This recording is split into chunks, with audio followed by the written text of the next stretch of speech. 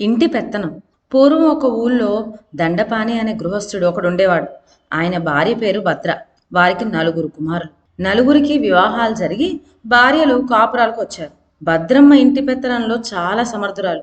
కానీ తన తదనంతరం తన నలుగురు కోడల్లో ఎవరు తన స్థానం ఆక్రమించగలుగుతారా అని ఆవిడకు బెంగ పట్టుకుంది. తన భార్యకు గల విచారం గ్రహించి దండపాని నలుగురు కోడలను పరీక్షించదలుచుకున్నాడు. ఆయన ఒక్కొక్క కోడల్ని పిలిపించి తలా 5 వడ్ల గింజలు ఇచ్చి తాను తిరిగి అడిగేదాకా వాటిని భద్రపరిచి పెట్టమని హెచ్చరించాడు. పెద్ద కోడలు ఉజ్జిక ఈ విధంగా ఆలోచించింది. ఇంటి నిండా ఎప్పుడు ధాన్యం ఉండనే ఉంటుంది. మామగారు ఏ క్షణాన 5 వడ్ల గింజలు తిరిగి ఇవ్వమని అడిగినా గాదిలోంచి తీసుకుపోయి ఇవ్వవచ్చు. ఈ భాగ్యానికి ఈ వడ్ల గింజలను భద్రపరిచేదేమిటి?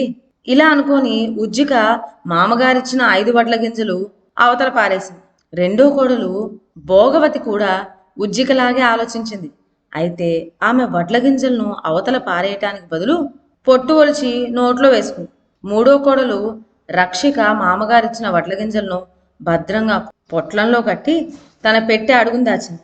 నాలుగో కోడలు రోహిణి ఈ విధంగా ఆలోచించింది. మామగారిచ్చిన ఈ గింజలను తిరిగి ఎప్పటికడుగుతారో తెలియదు. వడ్ల గింజలు భద్రం చేసేది తినడానికి లేదా నాటడానికి.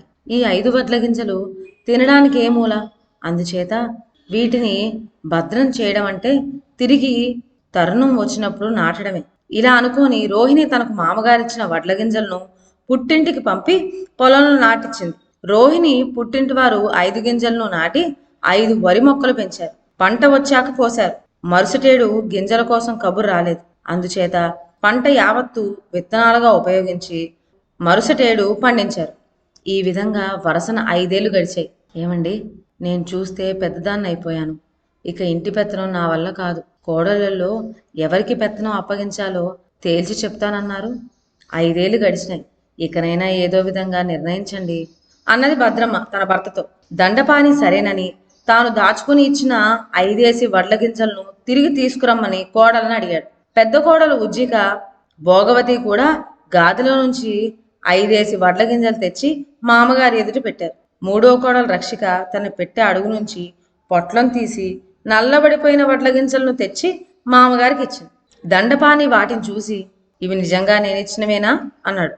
ఉజ్జిగా భోగవతి తెచ్చిన గింజలు కొత్త వంటివి కనుక బంగారు రంగులో ఉన్నాయి.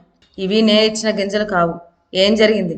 నిజం చెప్పేయండి అని దండపాని పెద్ద కోడలను అడిగాడు. వారు గత్యంతరం లేక చేసిన పని చెప్పివేశారు.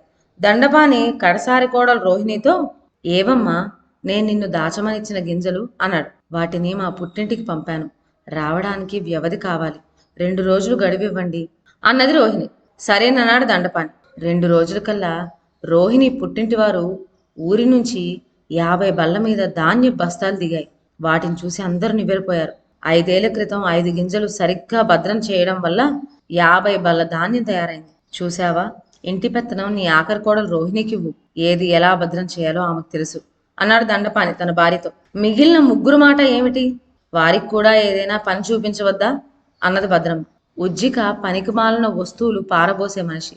చెత్త చెదారం ఊడ్చి ఇల్లు శుభ్రంగా ఉంచే పని ఆమెకివ్వు. భోగవతిది చేతికి దొరికిన వస్తువును అనుభవించే గుణం. ఆమెకు వంటింటి పెత్తనం ఇవ్వటం మంచిది. రక్షిక ప్రతి వస్తువును జాగ్రత్తగా రక్షించగలదు. కొట్టు పెత్తనం ఆమెకు చక్కగా నిర్వహిస్తుంది. భద్రమ్మకు ఈ ఏర్పాటు బాగుందనిపించింది. ఈ విధంగానే తన కోడళ్లకు పనులు విభజించింది.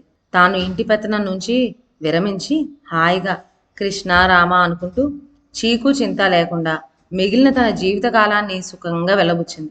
ఇదండి వాళ్ళ కథ. మరొక మంచి కథతో నెక్స్ట్ వీడియోలో కలుద్దాం. అంతవరకు సెలవు. నా ఛానల్లోని కథలు మీకు నచ్చినట్లయితే నా ఛానల్ను లైక్ చేసి సబ్స్క్రైబ్ చేయండి. షేర్ చేయడం మర్చిపోవద్దు. కొత్త కథల నోటిఫికేషన్ కోసం బెల్ ఐకాన్ ప్రెస్ చేయండి. Thank you.